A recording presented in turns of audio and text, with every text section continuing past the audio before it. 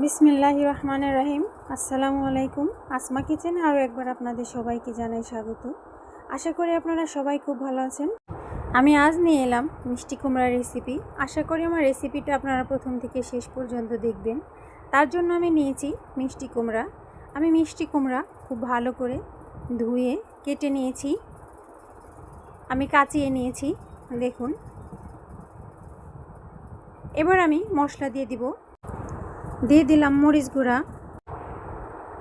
এবার দিয়ে দিব হলুদ গুঁড়া,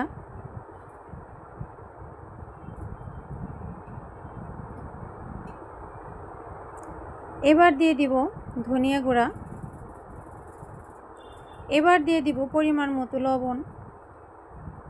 এবার আমি ভালো করে মাখিয়ে নেব। দেখুন মাখানো হয়ে গেছে। এবার আমি ভেজে নেব। ভাজার জন্য একটা কড়াইতে দিয়ে দিলাম সরিষার তেল।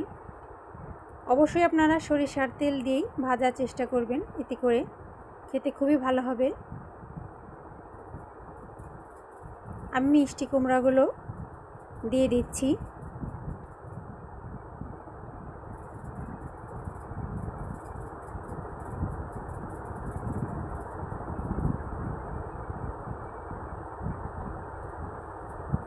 এই পর্যায়ে চুলার হিট মিডিয়াম টু লো হিটে থাকতে হবে, হাই হিটে করা যাবে না, তাতে পুড়ে যাবে। আস্তে আস্তে ভেজে নিতে হবে।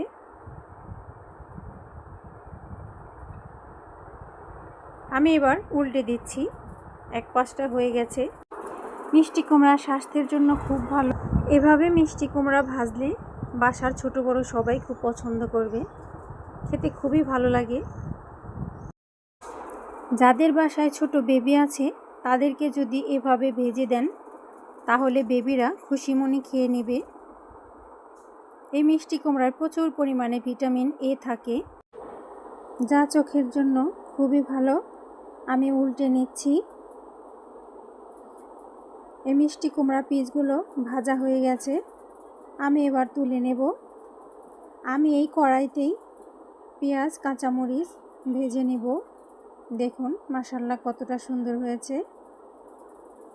আমি কড়াইতে দিয়ে দিলাম পেঁয়াজগুলো আমি ভেজে নেব। এই মিষ্টি কুমড়ার সাথে কাঁচামরিচ পেঁয়াজ ভেজে খেলে খুবই ভালো লাগে। আমি ভেজে নিচ্ছি। পেঁয়াজের সাথে কাঁচামরিচটা দেওয়া যাবে না, কাঁচামরিচটা একটু পরে দিতে হবে, এতে করে ফ্লেভারটা আর কালারটা ভালো থাকবে। পেঁয়াজটা ব্রাউন কালার হয়ে আসলেই আমি কাঁচামরিচগুলো দিয়ে দিব। আমি পেঁয়াজগুলো নেড়ে নিচ্ছি।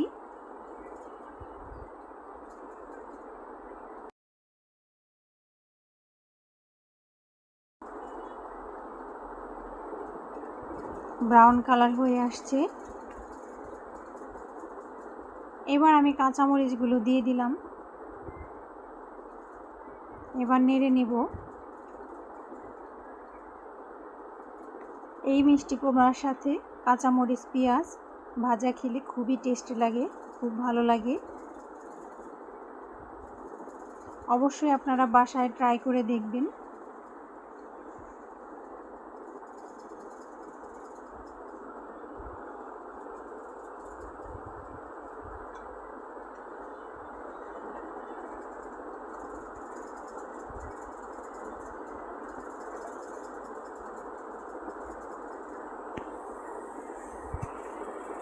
এবার আমি তুলে নিব।